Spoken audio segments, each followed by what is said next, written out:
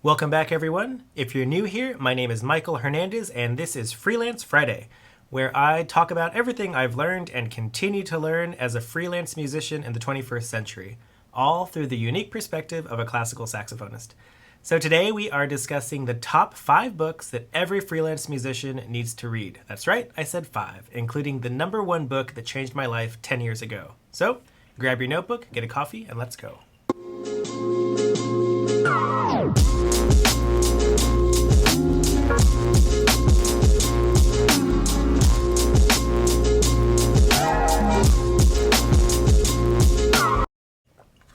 Okay, so I'm sure some of you might be wondering, who is this guy and why does he have so much insight? What makes him so goddamn special? The truth is, I haven't always been so wise.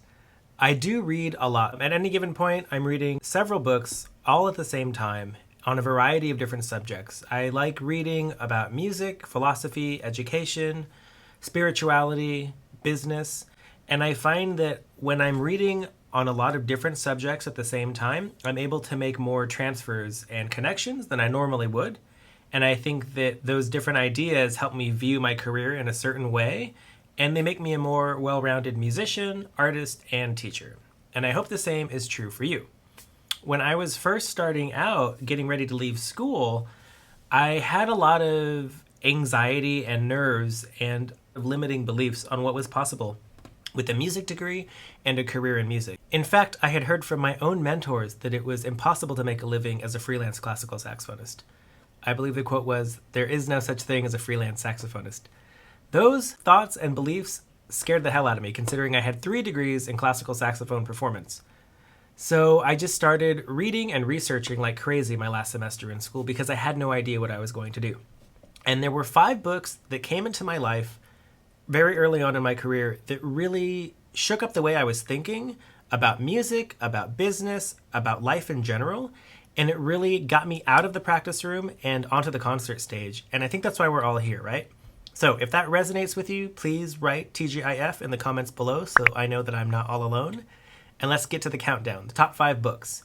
Now, all of these books are very unique, but they all circle around a similar idea, and that's the idea that we get in our own way when it comes to accomplishing our goals and what we want to do in this life.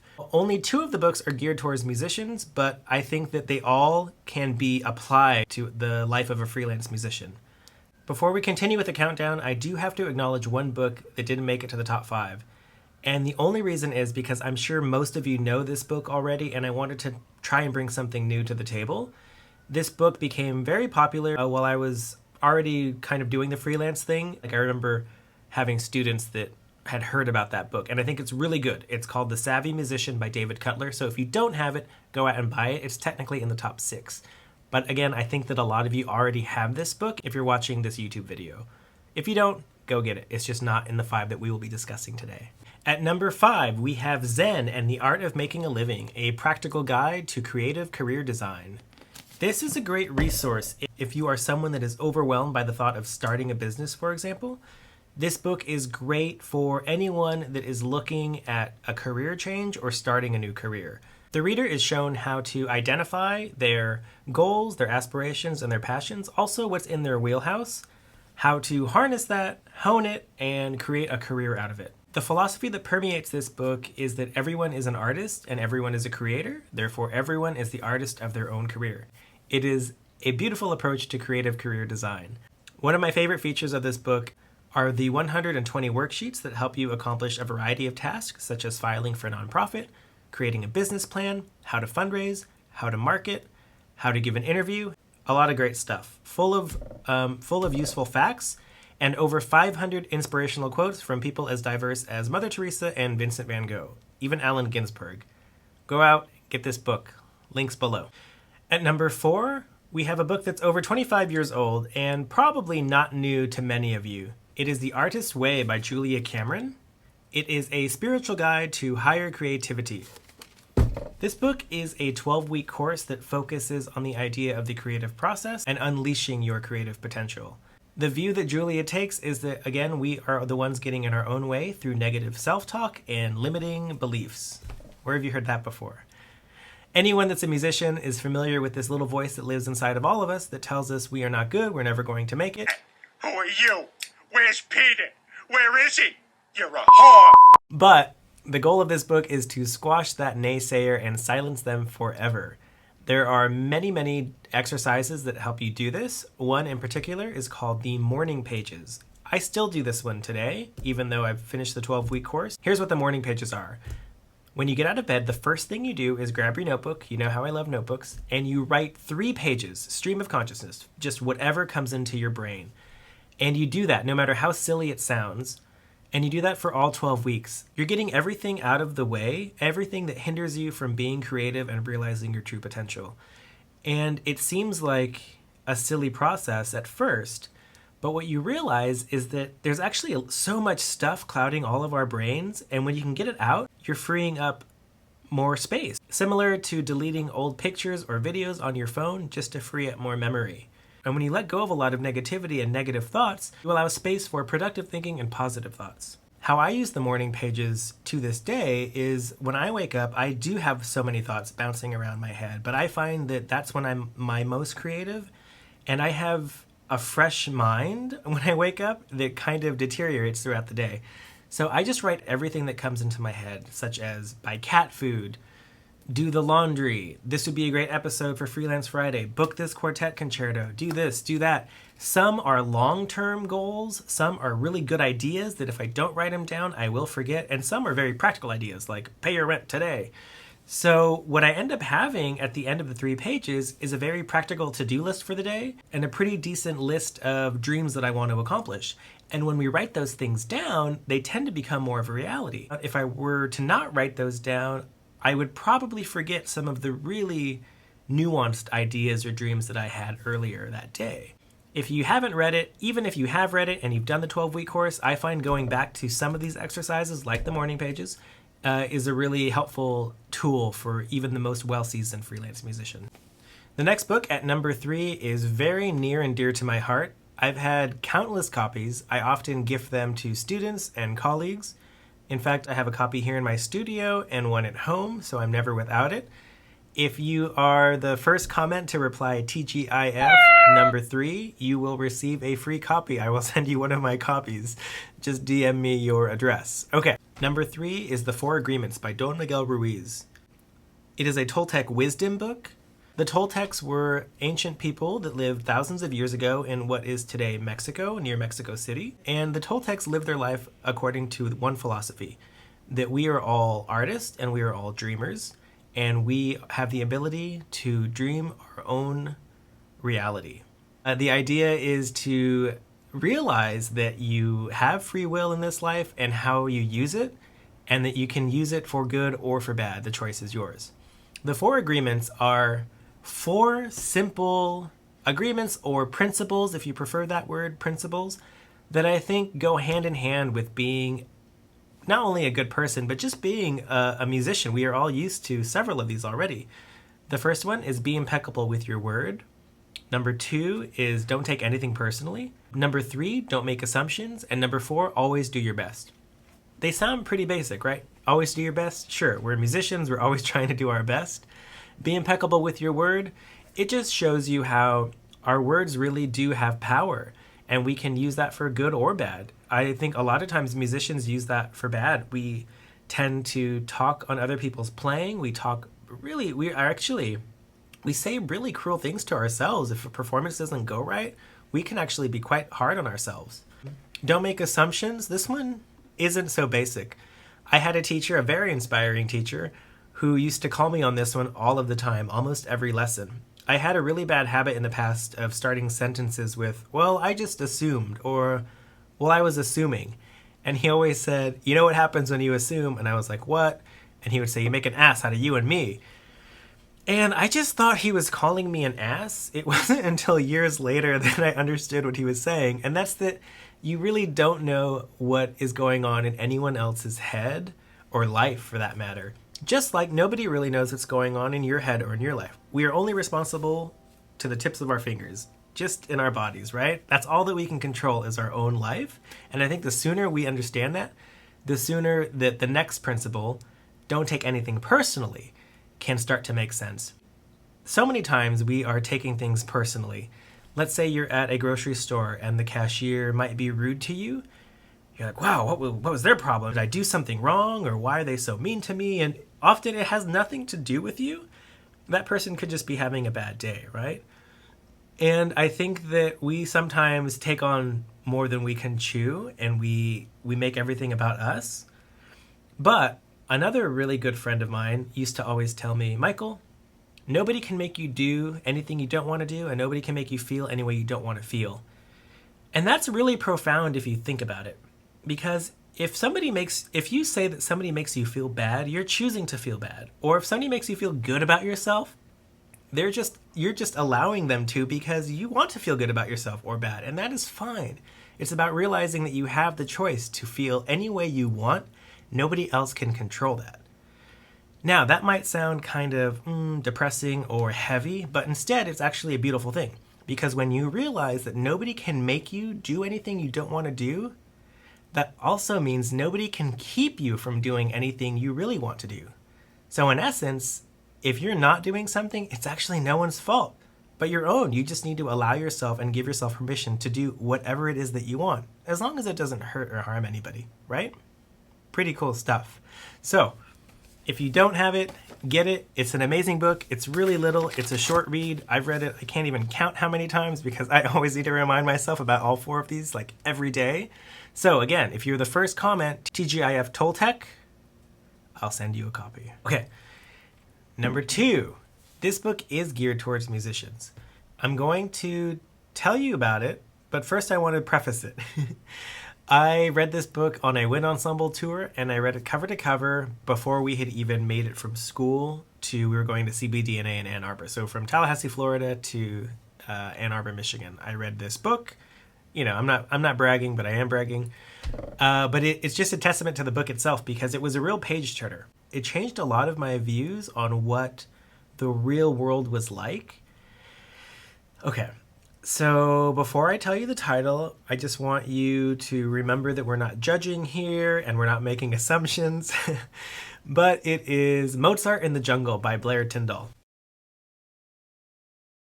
You're familiar with the Amazon TV series Mozart in the Jungle, and you either love it or hate it. I have a mixed relationship with it. I hate it because it's not anything like the book itself, and I love it because it's about music and I've seen every episode, and I'm really embarrassed to share this with you that I've seen every episode, but I have. Still, I hate it because the conducting is awful and it's just, the acting is pretty bad in my opinion.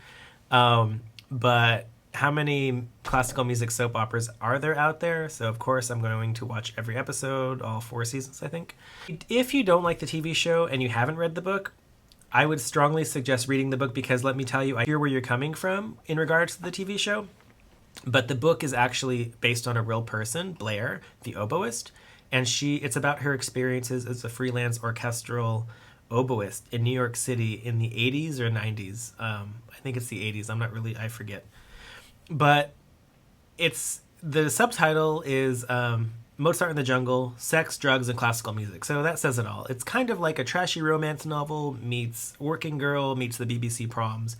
And it's really educational. And that was the first time that I had read something and thought, oh, it's not always about how good your audition was, or, oh, wow, it's not just about how good of a musician you are. Even though it should be, it's just real world advice just a real world story about this woman's life and her experiences. And I think that it's very educational and it's a very good read, and you will read it so fast because it's a page turner. If you haven't seen the TV show, I recommend reading the book first. Then you can have your own hate-love relationship with the TV show. So Mozart in the Jungle at number 2. Okay, my last semester of school at Florida State University, I was finishing my coursework, definitely not finishing my doctorate at that time. I am finished now, 10 years later. But I was getting ready to move away from my college town. I had no job prospect lined up. The only thing I had was the Mana Quartet. And we had just won a few prizes, and everybody seemed to be splitting up, going our own directions. The other 3 were younger than me, so they were going to pursue their advanced degrees. I was all out of degrees, so I couldn't really get any more degrees. I was much older, not wiser. And I started reading this book that I'm about to tell you in the number one spot, and it changed kind of all of our lives because I realized that nobody was going to do this kind of work for you.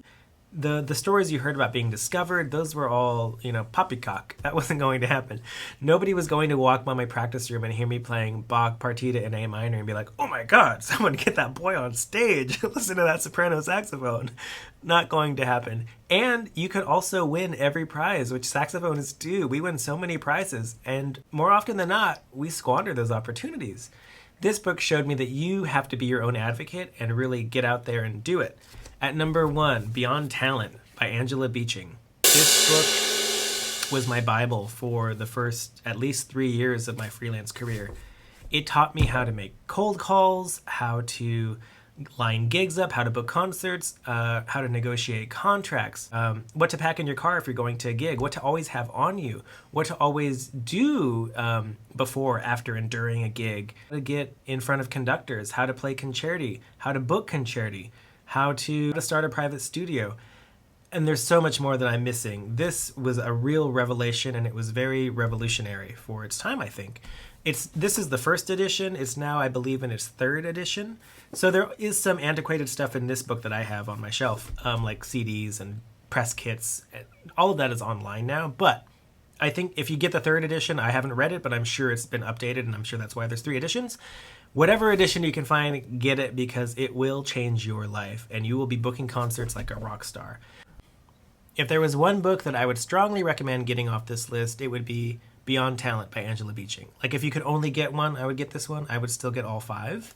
When this book came out, you could find a lot of information in here that was not being taught anywhere. Nowadays, a lot of music schools and conservatories are teaching music entrepreneurship. Not as much as I think that we should. I think that this stuff needs to be more on the forefront and really prepare students to get out of here with success, especially the performance majors. That's why I really work on this kind of stuff and have this dialogue with my own students here at San Jose State University. A quick shout out to my students who I'm very proud of in the Zelos Quartet. They are still in school. They're still a student saxophone quartet. One has graduated, but they're doing all sorts of stuff. They're doing tours, radio shows. I think by the time this episode airs, their first promo video would have been out.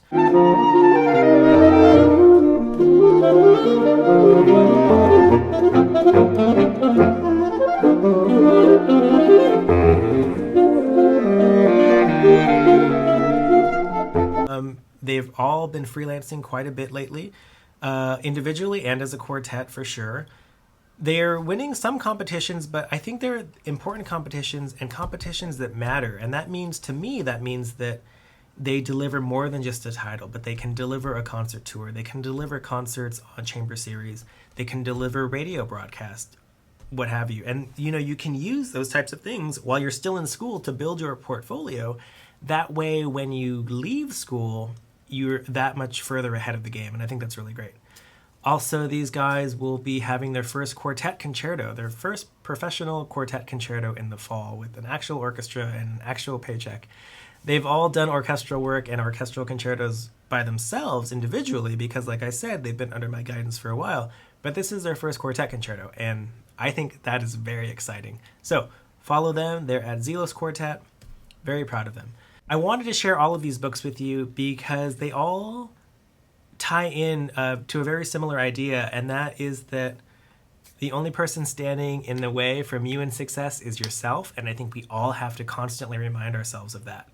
Also, in the next few episodes, I might be referencing some of the ideas and concepts that you can find in these books, some of the same language, and, if we're going to continue this relationship, we need to be on the same wavelength. So, if that resonates with you, again, type TGIF in the comments below.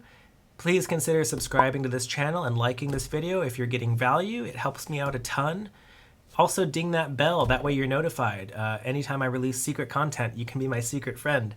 While that sounds deliciously naughty, it just means that throughout the next few weeks, I'll be releasing some teaching videos and some concert videos from past performances unrelated to Freelance Friday, and you want to be aware when I drop those videos. So, have a good week, stay safe, and I'll see you next Friday.